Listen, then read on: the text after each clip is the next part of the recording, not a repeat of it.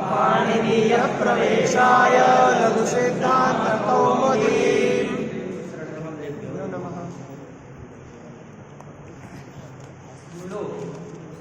तुल्यास्यं प्रथमं सवर्णम इस सूत्र का अध्ययन कर दिया और यह जाना कि जिस वर्ण के उच्चारण स्थान और आभ्यंतर यत्न जिस वर्ण के उच्चारण स्थान और आभ्यंतर यत्न के साथ समान होते हैं, तुल्य होते हैं, उन वर्णों की परस्पर सवर्ण संज्ञा होती है। ऐसा अर्थ स्वीकार करने पर री और री वर्ण की परस्पर सवर्ण संज्ञा प्राप्त नहीं होती। क्यों? क्योंकि ऋकार का उच्चारण स्थान मूर्धा और री का उच्चारण स्थान दंत्य है। अतः स्थान भेद होने से दोनों की सवर्ण संज्ञा प्राप्त नहीं रहती है। अतः उनकी सवर्ण संज्ञा का विधान करने के लिए अलग से वार्तिक बनाया गया। यह कहता है री और री वर्ण की परस्पर सवर्ण संज्ञा होती है चाहिए।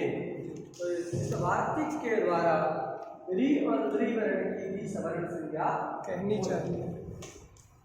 लेकिन सूत्र से यदि सवर्ण संज्ञा करना है तो जिन वर्णों की सवर्ण संज्ञा करना है उनके स्थानों में तुल्यता अपेक्षित है। तो किस वर्ण का कौन सा स्थान है, ऐसा एक प्रश्न उपस्थित होता है। कस्य वर्णस्य किम उच्चारण स्थानम्, इस प्रकार के प्रश्न होने पर ग्रंथकार उच्चारण स्थान वर्णों का बता रहे हैं। आज के पाठ में हम लोग वर्णों के उच्चारण स्थानों के विषय में ही विचार करेंगे। किस वर्ण का कौन सा उच्चारण स्थान है। तो देखिए, सबसे पहले एक वाक्य ग्रंथकार लिखते हैं, अकुह विसर्जनीयानां कंठः। क्या लिखते हैं? अकुह विसर्जनीयानां कंठः।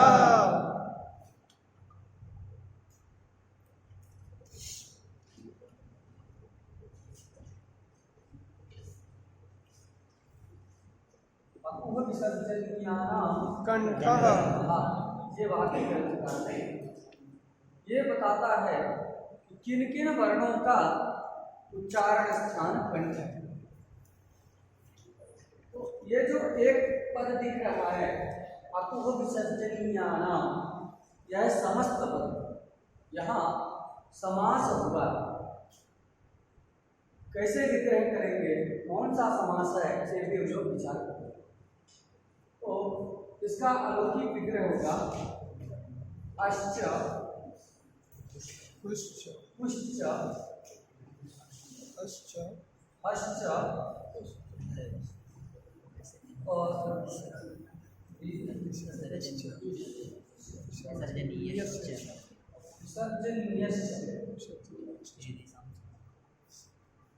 ये लौकिक विग्रह करेंगे। क्या करेंगे? अश्च पुश्च हश्च विसर्जनीयश्च इति अकुह विसर्जनीयाः। क्या बनेगा? अकुह विसर्जनीयाः। कौन समास हुआ?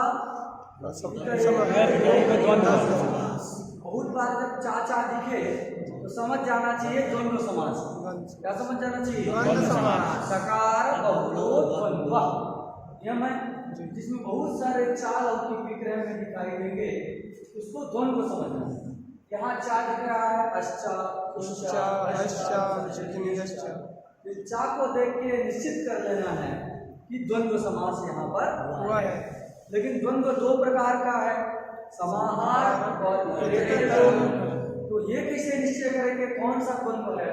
उसके लिए हम बताए थे, अगर समास होने के बाद नपुंसकलिंग में एक वचन रहेगा तो समाहार द्विवचन अथवा बहुवचन रहेगा किसी भी लिंग का, उसको इतरेतर समास। यहाँ बहुवचन किया है, इसका मतलब इतरेतर ही है।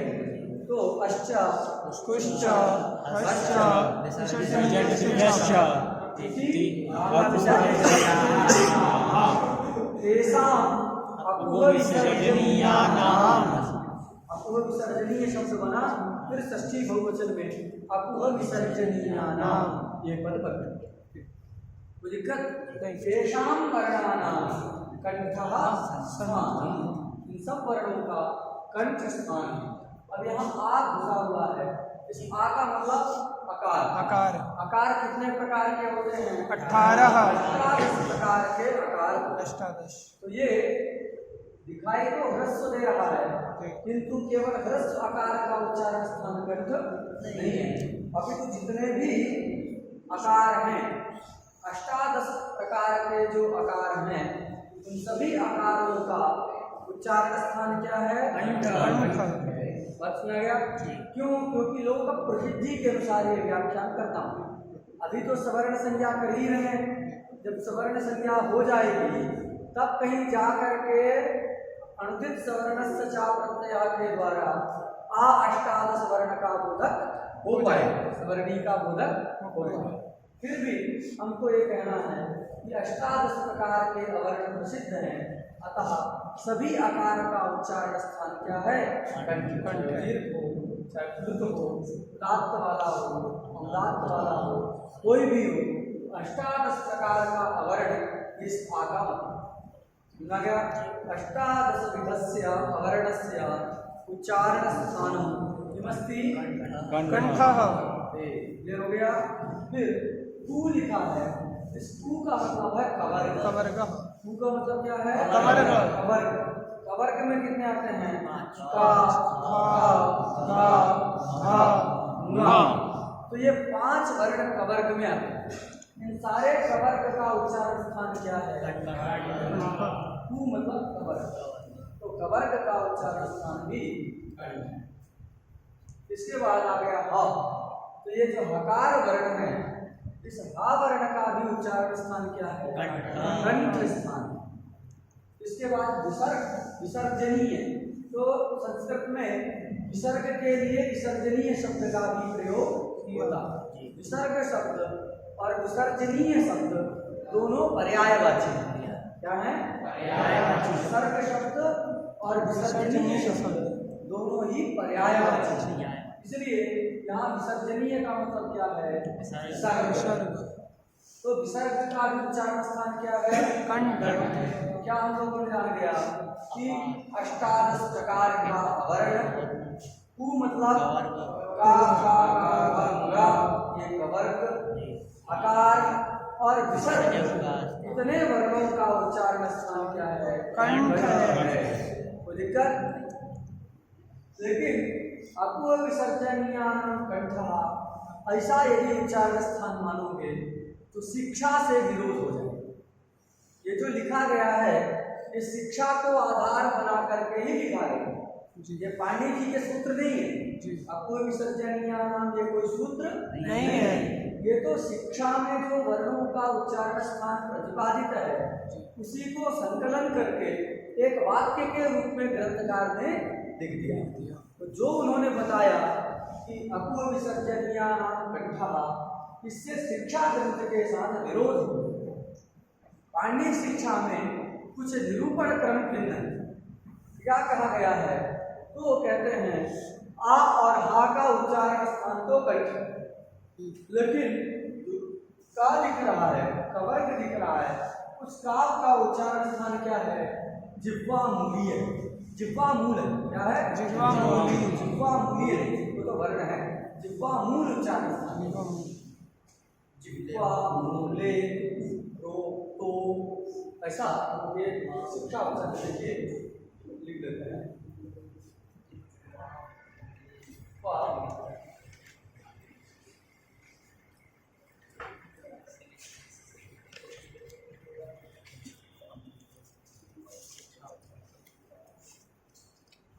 ये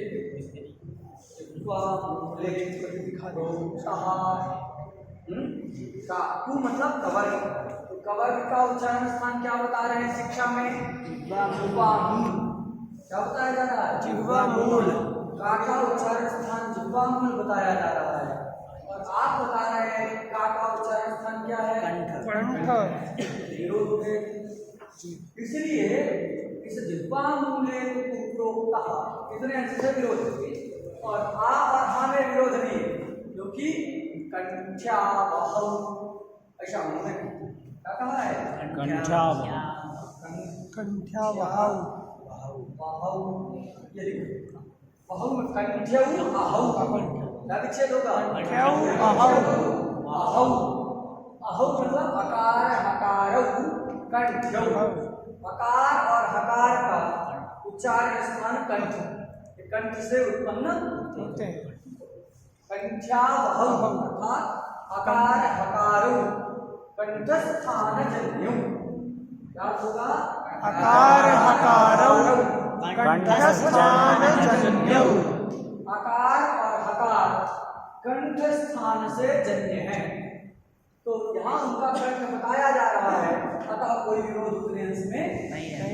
लेकिन जो कवर्ग का उन्होंने कंठ स्थान बता दिया और शिक्षा में कहा गया जिह्वा मूले कुः प्रोक्तः, तो इस जिह्वा मूल उसका स्थान बताया जा रहा है, शिक्षा में बताया गया है, और आप कंठ बता रहे हैं, इससे उतने अंश में शिक्षा के साथ आपका क्या हो गया, विरोध। उस विरोध का परिहार हमको करना है। जो व्याकरण है वो शिक्षा शास्त्र से भी विरोध नहीं है।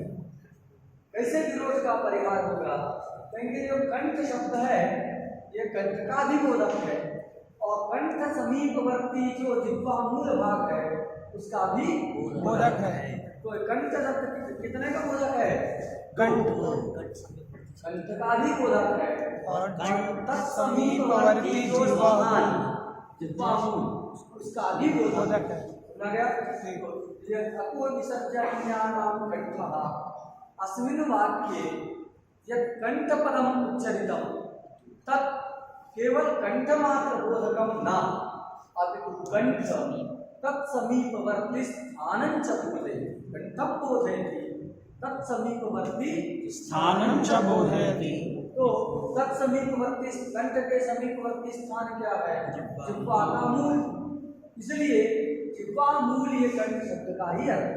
क्लियर, ऐसा जब व्याख्यान कर देंगे तो शिक्षा के साथ कोई विरोध नहीं होगा, क्योंकि यही बता रहा है कि कंठ स्थान है अथवा कंठ समीपवर्ती जिह्वा मूल स्थान है, यही ग्रंथकार का, तो भी कोई तब कोई विरोध नहीं होगा। अर्थ स्पष्ट हो गया जी। अकार कवर्ग हकार विसर्ग स्थान कंठ है। अब बताइए कोई ऐसा वर्ण है दुनिया का जिसको बिना कंठ के बोल सके आप, अरे ई उच्चारण करोगे उसमें भी कंठ है। कंठ की सहायता तो प्रत्येक वर्ण के उच्चारण के लिए रखती जी जी, बात सुना रही नहीं, सारे के सारे वर्ण का उच्चारण जब करने चलते हैं, दुनिया के किसी भी वर्ण का उच्चारण करते हैं उसमें कंठ व्यापार की आवश्यकता होती है। कंठ व्यापार आवश्यक, तो सारे के सारे वर्ण क्या हो जाएंगे, कंठी हो जाएंगे, सबका उच्चारण स्थान कंठी सिद्ध होगा, क्योंकि बिना कंठ व्यापार के किए कोई भी वर्ण उच्चारित नहीं होता। कंठ कुछ ना करें और आप चाहें कि जिह्वा मूल्य इधर उधर जीभ मिलता रहे अथवा आपका तालु वगैरह कुछ रहे तो भी जो है वर्ण का उच्चारण हो जाए, तो ऐसा नहीं हो सकता। क्योंकि ये स्वाभाविक है कि किसी भी वर्ण का यदि उच्चारण करना है तो उसमें कंठ की आवश्यकता पड़ेगी। कंठ व्यापार प्रत्येक वर्ण के उच्चारण में अपेक्षित होता है। फिर कंठ इनका कह दिया, अन्य का भिन्न भिन्न कहा, ये क्या कारण है ऐसे करने का, उसके लिए कहेंगे बात सही है, कंठ तो सब में अपेक्षित है, ऐसा कोई भी वर्ण नहीं है जिसके उच्चारण करने में कंठ की आवश्यकता ना पड़े, सब में है। लेकिन अन्य जो वर्ण है ई उ इत्यादि वर्ण, उनमें और भी किसी की अपेक्षा हो, कंठ तो रहेगा लेकिन ई के उच्चारण स्थान पर ई का उच्चारण करने में तालु की आवश्यकता, ऊ के उच्चारण स्थान पर उच्चारण करने में ओष्ठ की आवश्यकता, द्री के उच्चारण करने में दंत की आवश्यकता। कंठ तो सब जगह अनुगत है, कंठ आ में भी है, कंठ ई में भी है, कंठ ऊंध भी है। प्रत्येक वर्ण के उच्चारण करने में कंठक व्यापार तो है ही। ऐसा कोई भी वर्ण नहीं है जिसके उच्चारण करने में कंठक व्यापार की आवश्यकता ना समझ में आए अथवा ना हो, प्रत्येक जगह। लेकिन अन्य वर्णों के उच्चारण करने में कुछ विशेष भी अपेक्षित है। जहाँ विशेष अपेक्षित होता है वहाँ वही उनका स्थान बता दिया गया। इसका तालु है, इसका मूर्धा है, इसका दंत है, क्योंकि वहाँ अधिक अपेक्षित है। जहाँ अधिक किसी की आवश्यकता नहीं है उसके लिए केवल कंठ शब्द का प्रयोग कर दिया गया। अकुह विसर्जन्यानाम कंठ। ये युक्ति समझ में कि नहीं आई? सब जगह कंठ तो है लेकिन और भी कुछ अधिक आवश्यक। कहीं तालु की आवश्यकता अधिक है कंठ के अतिरिक्त, कहीं कंठ से अतिरिक्त मूर्धा की आवश्यकता है, कहीं कंठ से अतिरिक्त दंत की आवश्यकता है। तत्त वर्ण तत्त स्थान की आधिक्यता अपेक्षित है तत्त वर्ण के उच्चारण के लिए। लेकिन ये आ, हकार, कवर्ग इनके उच्चारण करने के लिए अन्य किसी स्थान की आवश्यकता नहीं पड़ती है। अतः इनके लिए कंठ स्थान बताया कंठ। क्लियर हो गया जी। और बाकी और भी आवश्यक है, इसलिए उन्हीं को लेकर उनका नामकरण किया गया। कोई दिक्कत नहीं। अब एक बात और विसर्ग के बारे में थोड़ा सा विचार करें। ये विसर्ग का उच्चारण स्थान लिख रहे हैं कंठ। आप उच्चारण करते हैं रामा, रामा हम उच्चारण करते हैं, वहां तो लग रहा है कि विसर्ग का उच्चारण कंठ से हो रहा है जी, रामा। और हरि ही बोलते हैं तो हरि, वहां पर विसर्ग का उच्चारण स्थान कंठ नहीं है जी। विष्णु बोलते हैं, वहां पर विसर्ग का उच्चारण स्थान क्या नहीं है? कैसे लिख रहे हैं? यहाँ ये विसर्ग का मतलब कौन सा विसर्ग है? तो आकार के बाद जो विसर्ग है उसी के लिए बताया गया है। ध्यान दीजिएगा, हम लोग जल्दी में निकल जाते हैं, कई बार बता नहीं पाते हैं बच्चों को जी, इसलिए इसको ध्यान दीजिएगा। यहाँ जो विसर्ग की बात कही गई है कि विसर्ग का उच्चारण स्थान क्या है? वो सभी विसर्ग के लिए नहीं कही है, क्योंकि हर विसर्ग का उच्चारण स्थान अलग अलग क्या होता है? तो जिस अच के आश्रित होकर के ये अनुस्वार और विसर्ग इसी अच का आश्रय करके ही रहते हैं। स्वतंत्र कहीं विसर्ग का प्रयोग नहीं कर सकते, स्वतंत्र कहीं अनुस्वार का प्रयोग नहीं कर सकते। अनुस्वार और विसर्ग किसी न किसी स्वर वर्ण का आश्रय करके ही रहते हैं। बात सुना गया? इसलिए जिसका आश्रय करेंगे वही उस विसर्ग का उच्चारण स्थान होगा। रामा में जो विसर्ग है वह आकार का आश्रय करके है, अतः उस विसर्ग का उच्चारण स्थान क्या है? कंठ। हरि ही उच्चारण करने में जो विसर्ग है वो किसका आश्रय किया है? तो उस विसर्ग का उच्चारण स्थान क्या होगा? विष्णु में जो विसर्ग है उसका उच्चारण स्थान क्या होगा? बात सुना गई? तो ये अनुस्वार विसर्ग आदि जिसके आश्रित होकर के रहते हैं, इसके आश्रित होकर रहेंगे हमेशा अच के, कभी व्यंजन का आश्रय करके नहीं रहते, अच का ही आश्रय करके रहते हैं जी, रहते कि नहीं? तो इसलिए जिस भी अच का आश्रय करके अनुस्वार अथवा विसर्ग रहेंगे उसी का उच्चारण स्थान जो होगा वह अनुस्वार और विसर्ग का उच्चारण स्थान होगा।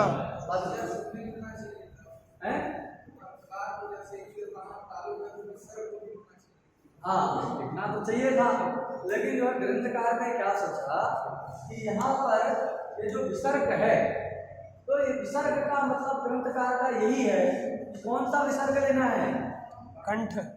ये आकार आश्रित विसर्ग लेना है। कौन सा विसर्ग लेना है? आकार आश्रित। आ उच्चरित है, स्वर वर्ण देखो, उसमें वर्ण तो बहुत सारे हैं, कु भी है, आ भी और आ भी है।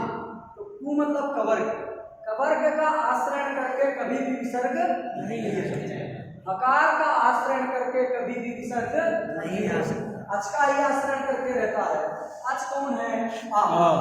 इसलिए आकार रूप अच का आश्रय करके जो विसर्ग रहता है उसी विसर्ग का उच्चारण स्थान इन्होंने बताया है क्या? अस्मरी अकार रूप अच का आश्रय करके रहने वाला जो विसर्ग है उस विसर्ग का उच्चारण स्थान क्या है? कंठ है। अन्य वर्णों का आश्रय करके, अन्य अक्षरों का आश्रय करके रहने वाला जो विसर्ग होगा उसका अलग अलग उच्चारण स्थान होगा। ई का आश्रय करके रह रहा है उसका तालु, ऊ का रह रहा है तो ओष्ठ। अस्मरी अब इसका क्या अर्थ समझ में आ गया? आ का मतलब अष्टादश, ऊ का मतलब वर्ग, हा का मतलब हकार, और विसर्जनीय का मतलब विसर्ग। कौन सा विसर्ग? आश्रित विसर्ग। विसर्ग से याद रखना है कौन सा विसर्ग? आश्रित विसर्ग। तो जो अकार आश्रित विसर्ग है उस विसर्ग का उच्चारण स्थान कंठ है। ये सारे हमारे कंठ से उच्चरित। कंठ से कहने का मतलब क्या है? और दूसरा स्थान इनके उच्चारण के लिए अपेक्षित नहीं है। नहीं तो कंठ से तो सब है, सारे वर्ण कंठ से उच्चरित हो रहे हैं। इनको कंठ कहने का अभिप्राय क्या है? कंठातिरिक्त। कंठ कहने का मतलब कंठातिरिक्त किसी तालवादी स्थान की आवश्यकता इनके उच्चारण करने के लिए नहीं होती है, इसीलिए इनके लिए कंठ शब्द का प्रयोग किया है। अन्यथा और की भी अपेक्षा होती है तो सप्तक स्थान को लेकर के इनका नामकरण। इसके लिए जो अभी हमने विसर्ग की व्याख्या किया उसके लिए शिक्षा वचन, तो शिक्षा वचन को आप लिख करके कर लीजिएगा।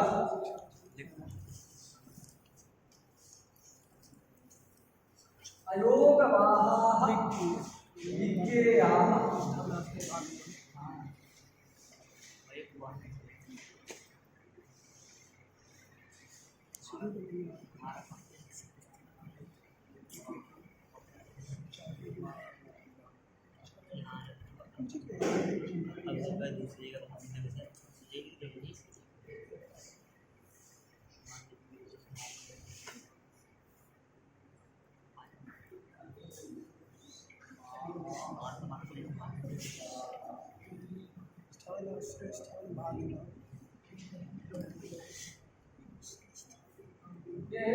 शिक्षा वचन। अयोगवाहाः विज्ञेयाः आश्रयस्थान भागिनः। अयोगवाहाः विज्ञेयाः आश्रयस्थान भागिनः। समझा गया? कि अयोगवाह के वर्ण होते हैं। अयोगवाह में कौन कौन आता है? अनुस्वार, विसर्ग, और यम। अयोगवाह कौन कौन कहलाते हैं? अयोग, अनुस्वार,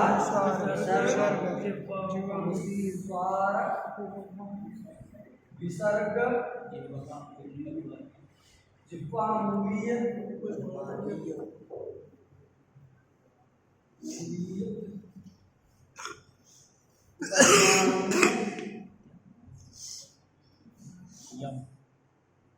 पद्मानीय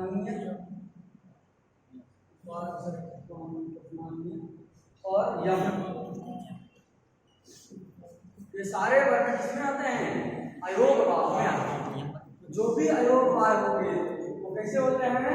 आश्रय स्थान भागिनः। उनके आश्रय का जो स्थान होगा वही स्थान अयोगवाह का भी हो जाएगा। शिक्षा वचन प्रमाण अयोगवाह मतलब अनुस्वार, विसर्ग, जिह्वामूलीयो पद्मानीय यमाः। ये पंक्ति याद कर सकते हैं। अनुस्वार, विसर्ग, जिह्वामूलीयो पद्मानीय यमाः, ये सब अयोगवाह कहलाते हैं। क्यों? क्योंकि इनका वर्ण समाम्नाय में योग नहीं है। योग मतलब होता है संबंध। योग का मतलब क्या है? संबंध। तो ये जो वर्ण है अनुस्वार, विसर्ग, जिह्वामूलीयो पद्मानीय और यम, ये वर्ण समाम्नाय में बताए गए हैं? नहीं बताए गए। 14 सूत्रों के अंतर्गत नहीं बताए गए। वर्ण समाम्नाय में इनका योग नहीं है, संबंध नहीं है, इसलिए इनको क्या कहते हैं? अयोगवाह। ये अयोग है फिर भी सारे कार्य का निर्वहन करते हैं, इसलिए वाह कहलाते हैं। न विद्यते वर्ण समाम्नाय योगः संबंधः येषां ते अयोगाः। अयोगा सन्तोपि वाहयन्ति प्रक्रियां निर्वाहयन्ति इति वाहाः अयोगाश्चते वाहाः इति अयोग वाहाः अनुस्वार विसर्ग जिह्वामुखीयो पद्मानीयतमा। सुना गया? ये वर्ण समानाय में नहीं यम वर्ण होते हैं। अभी आगे हम बताएंगे कि यम वर्ण होता है। जिस दिन हमने बताया भी था यम किसको कहते हैं, गुम गुम गुम गुम निधि यमा। ऐसा यम वर्ण होते हैं वेद में और प्रातिशाख्य में प्रसिद्ध। जैसे एग्जाम्पल हम तुमसे बता देते हैं अग्नि। ये वेद में इस प्रकार अग्नि लिखा रहता है, अग्नि अग्नि। तो डबल का दिख रहा है उसमें जो पहला वाला है इसको हम क्या कहेंगे, यम। और समझे ऐसे जो है यम वर्ण। तो अनुस्वार विसर्ग जिह्वामुखी और पद्मानीय ये वर्ण समानाय में इनका संबंध नहीं है, वर्ण समानाय में इनका उल्लेख नहीं किया गया, फिर भी व्याकरण की प्रक्रिया का निर्वाह करते हैं, अतः इनको अयोगवाह कहा जाता है। और इनका स्थान कौन होता है, आश्रय स्थान वाली।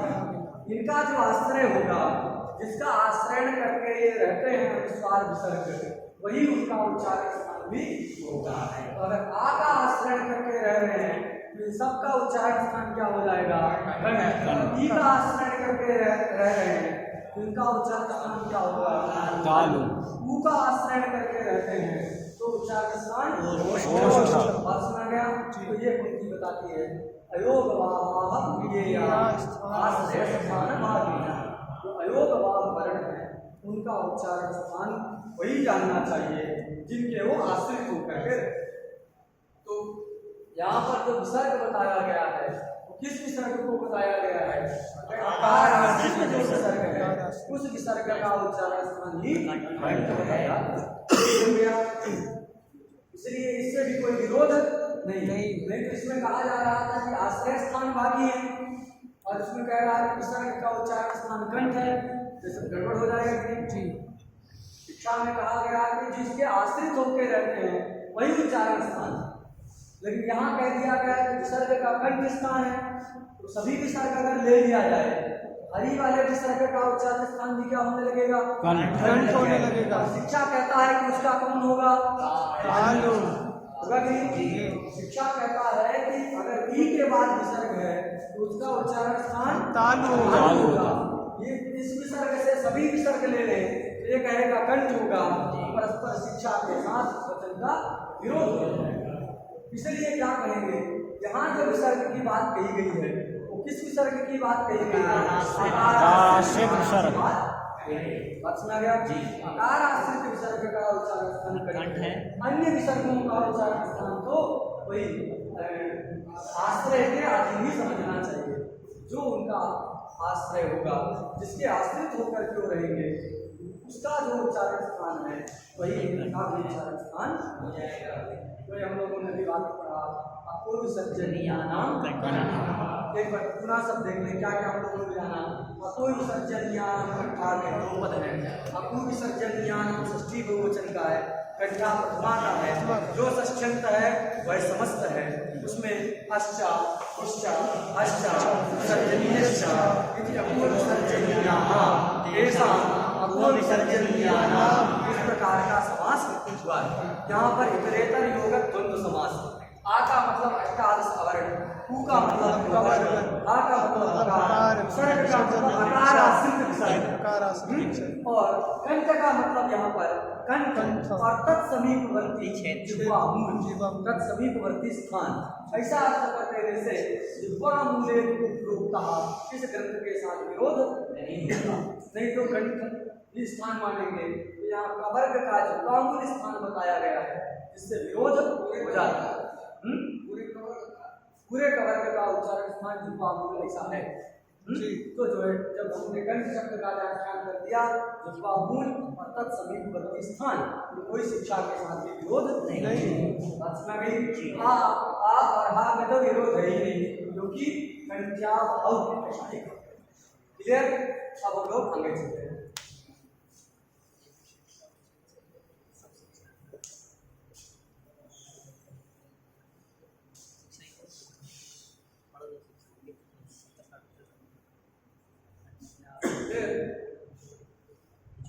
इचु तो ये जो है बताता है ई, मतलब यहाँ पर भी समाज पूरी रीति से करना है।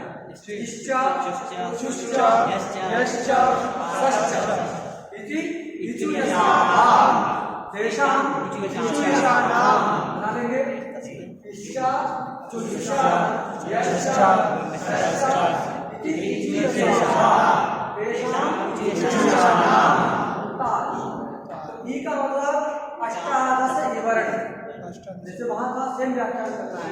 ई मतलब अष्टादश विवरण, चू मतलब चवर, कौन बनाएगा तो ये जो है चवर हो गया।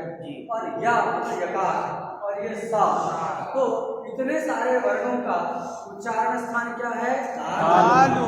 कंठ नहीं है ऐसी बात नहीं है, कंठ तो अनुगत है, लेकिन कंठ की अपेक्षा यहाँ तालु का भी आधिक्य है, अतः इनका उच्चारण स्थान क्या बता दिया गया? तालु बता दिया गया। इनका उच्चारण स्थान तालु।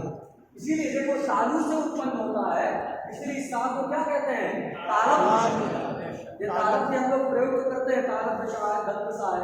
इसका कारण आपको समझ के रखना है कि तालव क्यों कहते हैं, क्योंकि तालु से निकलते हैं, तो इसका तालु स्थान है, अतः इस सा को क्या कहा जाता है? तालव। कार, चवर्ग, यकार, शकार का उच्चारण स्थान जो है तालु है। क्लियर? तालु कहाँ होता है? तो दंत के ऊपर भाग में, जो दांत हैं उनके ऊपरी सतह में, और जुब्बा जब ऊपर एकदम सबसे ले जाओगे तो एक चिकना चिकना भाग रहेगा, हैं? वो चिकना वाला जो भाग है उसको मूर्धा कहते हैं। क्या कहते हैं? मूर्धा कहते हैं। और उसके थोड़ा सा नीचे लाओगे तो कुछ ऊपर कावड़ सा भाग रहेगा, उसी को तालु कहते हैं। जब आप इनका उच्चारण करेंगे तो जिह्वा वहां जाकर के स्पर्श करेगा, और जब ऊपर एकदम जाएगी तो वहां मूर्धा वाले का उच्चारण देखो, टा, ठा, डा, था, ना। शुद्ध जब उच्चारण करोगे तो जिह्वा वहां जाकर टकरा रहेगी, एकदम चिकना भाग, टा, ठा, डा, था, ना, ओ। और उसके नीचे ता, ठा, दा, धा, ना। अरे तालु का मतलब आप याद रखिएगा, जो चिकना वाला भाग है उससे थोड़ा नीचे जो ऊपर कावड़ सा दिख रहा है, स्पर्श से प्रतीत होता है, उसी को तालु कहते हैं।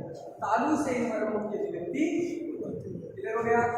ई, चवर्ग, यकार, शकार, इनका सबका उच्चारण स्थान क्या है? तालु है। इसमें कहीं कोई शिक्षा के साथ विरोध नहीं है, इसलिए अतिरिक्त जो कुछ बताने की आवश्यकता नहीं है। कंठ्यावहा इचुयसा तालव्याह, ऐसा पूरा ये तो हमने थोड़ा सा बताया है, पूरा श्लोक कंठ्यावहा इचुयसा इचुयसा तालव्याह, शिक्षा में यही वचन है, इचुयसा तालव्याह। ठीक है, श्लोक ये बता देंगे। तो इनका सबका तालु स्थान। इसके बाद आगे चलते हैं हम लोग, क्या है?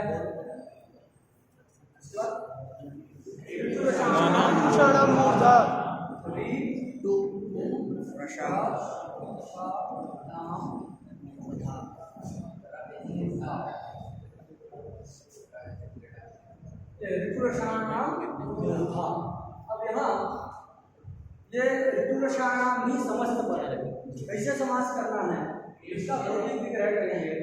आच री शब्द के प्रथमा एक वचन में बनता है आ, जैसे आप पिता शब्द पढ़े होंगे, मूल शब्द रहता है पितृ, क्या शब्द रहता है? पितृ। एक वचन में क्या बनता है? पिता, माता। उसी प्रकार री शब्द में एक वचन में क्या बनेगा? आ, इसका विग्रह क्या होगा? आज। बाकी सेम रहेगा, तुश्च, रश्च, सश्च, इति ऋतुरसाणाम, तेषां ऋतुरसाणाम। री में याद रखना है, री के एक वचन में आ रूप बनता है, उसका रूप चलता है आ, अरऊ, अरह, पिता, पितरऊ, पितर है, आ, अरऊ, अरह, ऐसा रूप चले। तो यहाँ आ का मतलब ऋका, तो आचा, तुश्चा, रश्चा, सश्चा, इति ऋतुरसाणाम, तेषां ऋतुरसाणाम। इन सबका उच्चारण स्थान क्या है? मूर्धा। लेकिन से देखिए री मतलब रिकार। कितने प्रकार का रिकार? 18 प्रकार का रिकार। 18 है तो 18 प्रकार का रिकार। तू मतलब तवर्ग, टाठा टाठा नाम रा और शा। तो इतने सारे वर्गों का उच्चारण स्थान मूर्धा है। ये मूर्धा से उच्चरित और ये मक्सा मूर्धा से उच्चरित है, इसीलिए इसको क्या कहा जाता है? मूर्धन्य सा। समझ गया? मूर्धा से उच्चरित होने के कारण इसको मूर्धन्य सा कहा जाता है। क्लियर? और मूर्धा कहाँ है लोगों ने जाना? जो एकदम ऊपर में है चिकना वाला भाग, उसको क्या कहते हैं? मूर्धा कहते हैं। तो जब इन वर्णों का उच्चारण करेंगे तो जिह्वा वहां जाकर के टकराएंगे, हैं? कहा करके लिए टा टा टा टा ना बोलेंगे तो जिह्वा वहां जाएगी। पता है सबका उच्चारण क्या हो गया? चलिए इसके बाद ऋतुलसानां दंता।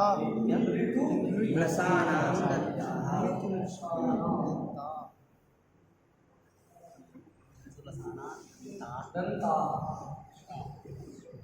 ठीक है? ऋतुलसानां दंता। तो यहाँ ऋ शब्द के भी प्रथमा एकवचन में क्या बनता है? ला। ऋ शब्द के प्रथमा एकवचन में आ। इसका रूप चलता है आ अलम अला। पूरा तरह से रबर हो जाएगा, इसलिए आ अलम अला ऐसा एक वचन में बनेगा आ। विग्रह क्या करेंगे इसका? आचा तुष्ट इति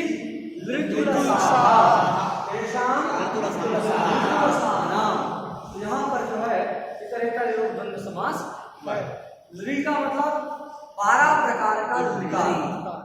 ऋ से कितना लेना है? 12 प्रकार का विकार। तू मतलब तवर्ग ना और फिर ला और सा। इन सबका उच्चारण स्थान क्या है? इनका जब उच्चारण करेंगे तो जिह्वा दंत के साथ जो है संबद्ध। दंत का मतलब वस्तुतः यहाँ दांत नहीं है, क्योंकि इनका दांत नहीं रहता वो भी उच्चारण कर लेते हैं। कहते हैं कि नहीं? दंत करोगे तो दंत है ही नहीं, तो स्थान ही नहीं है, तो उच्चारण कैसे कर पाएगा? इसलिए यहाँ जो दंत शब्द लिखा है उसका मतलब है दंत का मूल स्थान। यहाँ दंत जुड़ा दंत संयुक्त देश।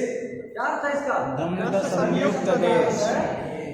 दंत संयुक्त देश। दंत संयुक्त देश अथवा दंत का मूल भाग। समझा गया? जी। यहाँ दांत जहाँ से निकले हैं ऊपर की ओर, तो दंत मूल प्रदेश दंत संयुक्त देश ही यहाँ दंत शब्द से लिया। जिससे क्या होता है? अच्छा व्याख्यान कर देने से जो भग्न दंत है, जिनके दंत जो है भग्न हो चुके हैं, वो व्यक्ति भी वर्णों का उच्चारण कर सकते हैं। लेकिन अगर दंत का मतलब दांत ही लोगे तो जिनके जो है दांत नहीं है वो उच्चारण नहीं करना चाहिए था उनको, लेकिन वो लोग उच्चारण कर लेते हैं। इसलिए दंत का मतलब क्या करना है? दंत संयुक्त देश। दंत संयुक्त देश अथवा दंत मूलक प्रदेश। दंत का मूलक प्रदेश है वही यहाँ पर क्लियर हो गया। इसलिए ऋतुलसानां दंता के लोगों ने पढ़ लिया कि ऋ 12 प्रकार का विकार, तू मतलब वर्ग, प्रकार और सकार। दंत सबका उच्चारण स्थान क्या है? दंत। क्लियर हो गया जी। अर्थात दंत का मूलक प्रदेश। इसके बाद क्या आ रहा है? उपपद्मानीयानां ओष्ठौ। उपपद्मानीयानां ओष्ठौ।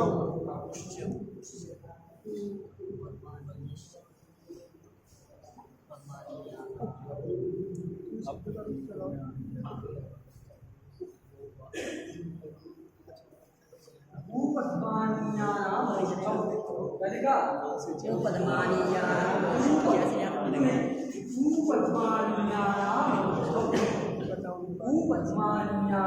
ओष्ठौ। तो कौन कौन से वर्ण है? यहाँ पर भी द्वंद्व समास है। पुष्च उपपद्मानीयश्च इति उपपद्मानीया। पुष्च पुश्च पुश्च और फिर उपध्मानीयश्च उपध्मानीयश्च।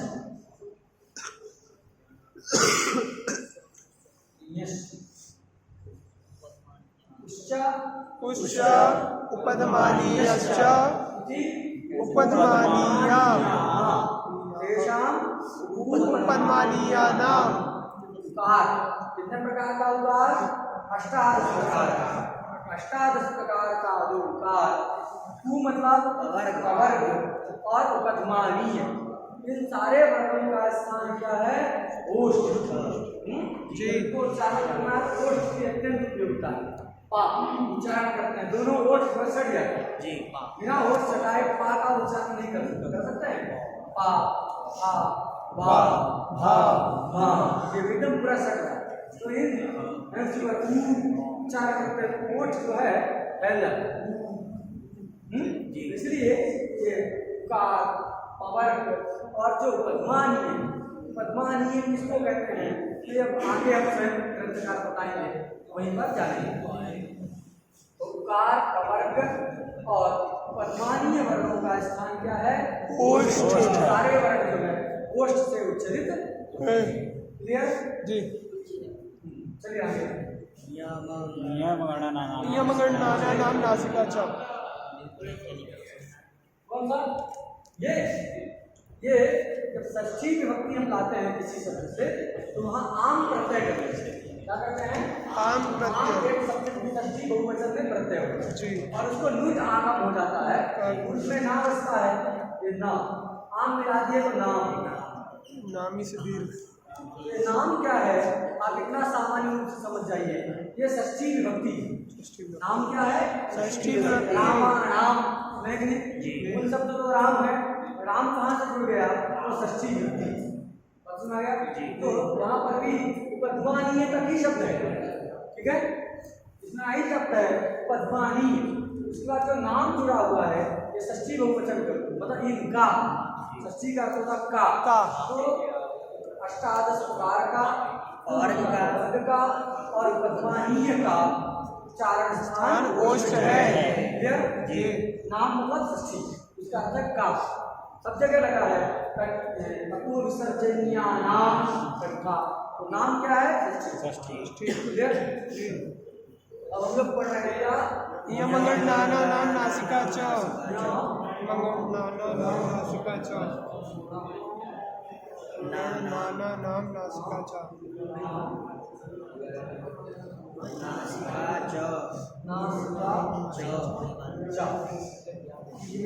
ये बात यमगणनानां नासिका च। तो यहाँ पर भी समस्त पद है यश्च, मश्च, रश्च, नश्च, नश्च। यमगणनानां बना लोगे?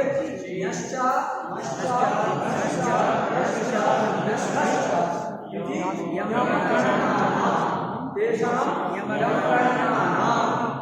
तो यकार, म, ग, ण और न, इतने सारे वर्णों का उच्चारण स्थान क्या है? नासिका। ठीक है? अब यहाँ चा लगाया है, क्या लगाया है? चा। केवल नासिका नहीं जी। ये सारे वर्ण केवल नासिका से ही नहीं हो सकते, अपितु क्या है? नासिका इनमें सहायक है। जी। क्या है? सहायक है। सहायक है, करण है। क्या है? करण। जो सहायक होता है उसको क्या कहते हैं? करण। तो इनका उच्चारण स्थान तो अलग अलग भी है। ये देखिए तो यहाँ दिख रहा है कि किस वर्ग में आता है? चवर्ग। चवर्ग में। चवर्ग में आता है जी। चवर्ग का उच्चारण स्थान क्या है? तालु। उसका तालु होगा जी। तो यहाँ का उच्चारण स्थान तालु है, इसमें सहायक कौन होता है? नासिका। और उसी प्रकार माँ किस वर्ग का है? पवर्ग का। पवर्ग का उच्चारण स्थान क्या है? ओष्ठ है और उसमें सहायक है नासिका। उसी प्रकार गा का वर्ग का है, उसका उच्चारण स्थान कंठ रहेगा और नासिका सहायक है। उसी प्रकार कवर्ग का उच्चारण स्थान मूर्धा, उसका भी उच्चारण स्थान मूर्धा होगा, साथ में नासिका भी सहायक है। फिर ना तवर्ग का है, तवर्ग का उच्चारण स्थान दंत, दंत स्थान रहेगा ना का, लेकिन नासिका उसमें सहायक है। तो नासिका चा लिख दिया है, केवल नासिका नहीं, चा इसलिए लिखा, चा ये बताना चाहते हैं कि अपने अपने वर्ग के अनुसार जो उच्चारण स्थान है वो भी सबका स्थान तो वही है मुख्य रूप से।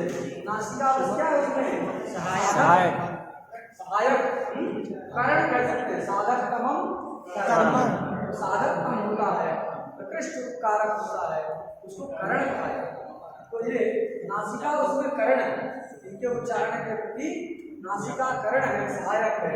चकार के द्वारा बोधित होता है, इनका अपना अपना भी उच्चारण स्थान।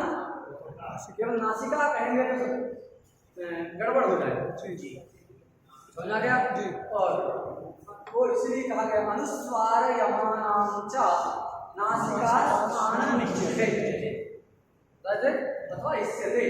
तो अनुस्वार यम, तो अनुस्वार यमानां च नासिका स्थानं निश्चिते, ये कोशिश है।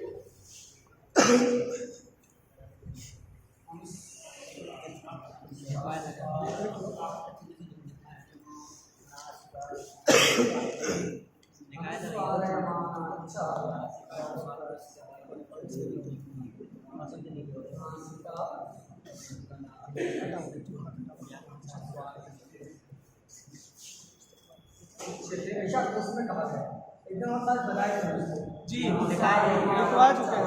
नासिका स्थानम उच्यते, नासिका स्थानम इष्यते, निश्चित होता है। अनुस्वार अनुस्वार यमानां च नासिका स्थानम उच्यते। अनुस्वार का यम, चकार ग्रहण सामर्थ्यात् यम गणना, तो इन सबका नासिका स्थान है। क्लियर हो गया कि नहीं जी। तो ये जो शिक्षा वचन अनुस्वार यमानां च नासिका, तो यहाँ ग्रंथ में लिखा गया यम गणनानां नासिका च। तो पूछते हैं चा क्यों रखा, चा क्यों रखा? आपको याद रखना है कि केवल नासिका स्थान नहीं है, अपितु श्वासवर्गीय उच्चारण स्थान भी इनका है। श्वासवर्गीय उच्चारण स्थान के संग्रह करने के लिए चार, जो इसका तालु, ओष्ठ, कंठ, मूर्धा, ये सब तो है, साथ में नासिका उसमें सहायक पढ़िए हम लोग जी। नासिका च,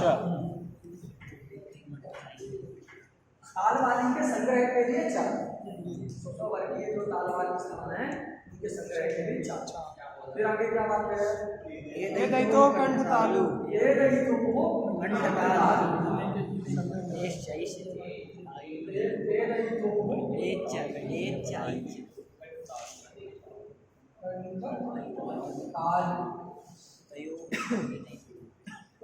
अब यहाँ ये दैतो भी समस्त पद, सारे समस्त पद हैं जी। ये दैतो में क्या समास है?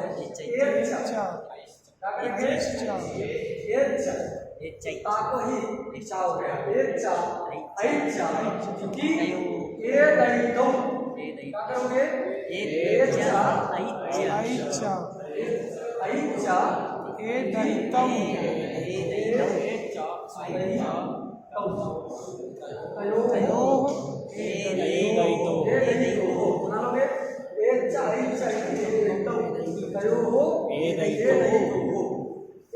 एक का मतलब एकार, दो का मतलब नहीं, ऐच का मतलब ऐकार। एकार और ऐकार का उच्चारण स्थान क्या है? कंठ तालु, कंठश्च तालुश्च इति कंठ तालु, ये भी समझते हैं। कंठश्च तालुश्च इति कंठ तालु, यहाँ पर समाहार तुम हुआ, कौन सा तुम हुआ है? समाहार तुम हुआ है, इसलिए सबका एक वचन हो सकता है। इतरेतर करते हैं तो दो वचन होता, तो कंठ तालुनी बनता, तालु तालुनी तालुनी होता है। अगर इतरेतर मानते हैं दो वचन हो जाता, कंठ तालुनी, लेकिन एक वचन लिखा है जिसका मतलब कौन सा है? समाहार, एक भाव हो गया है, एक वचन हो गया है। तो ए और ऐ का उच्चारण स्थान क्या है? कंठ तालु। कंठ और तालु। यहाँ तपर करण किया गया, एक और ऐट में ता जोड़ा गया है। ता क्यों जोड़ा गया है? ता को नहीं रखेंगे तो अयादेश वगैरह होने लगेगा जी, तो संदेह हो जाएगा कौन सा वर्ण है। इसके लिए असंदेह के लिए तपर करण किया गया है। तपस तत्काल से यहाँ नहीं लगता। क्लियर हो गया? उसी प्रकार ओदौतो कंठोष्ठम ओच्चा औच्चा जी ओच्चा औच्चा की ओदौतौ तयो ओदौतो ओदौतो। ओकार और ओकार का उच्चारण स्थान क्या है? कंठोष्ठ और कंठस्थ। क्लियर हो गया जी। वहां पर भी तपर करण क्यों है? असंदेह के लिए तपस तत्काल से लगाने के लिए नहीं है। और यहाँ एक शब्द देखिए कंठोष्ठम, क्या लिखा है? कंठोष्ठम ये कंठोष्ठम शब्द कैसे बनेंगे? समास हुआ है। कंठश्चा ओष्ठंचा समास करोगे तो क्या होगा? नपुंसक मतलब समाहार मानोगे तो एक बार भाव हो जाएगा। फिर भी कंठ और ओष्ठ रहेगा जी, वृद्धि रेखी से वृद्धि हो जाएगा।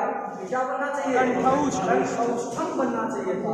कंठोष्ठम कैसे बने जी? पूर्व रूप हुआ है। समझ आ गया कि यहाँ कंठश्चा ओष्ठश्च है, ओष्ठौचा ओष्ठंचा जो भी करो तो क्या बनना चाहिए? कंठौष्ठम बनना चाहिए। कंठोष्ठम कैसे बना? यहाँ पररूप होता है। क्या होता है? वार्तिक याद कर लीजिएगा। ओष्ठयो समासेवा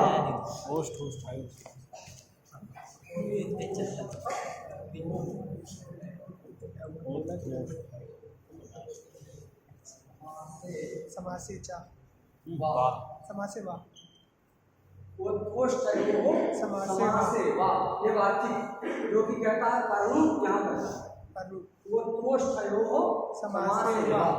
ओतु शब्द अथवा ओष्ठ शब्द यदि पर में रहेगा तो समास में क्या हो जाता है? पररूप होता है। ये पररूप करता है। क्या करता है? पररूप करता है। विकल्प से पररूप होता है, इसलिए यहाँ ओष्ठ पर में समास है। कंठश्चा ओष्ठश्चा ऐसा करोगे तो यहाँ समास की हो, इसलिए ओष्ठ के परे रहते ओष्ठयो समासेवा से क्या हो गया?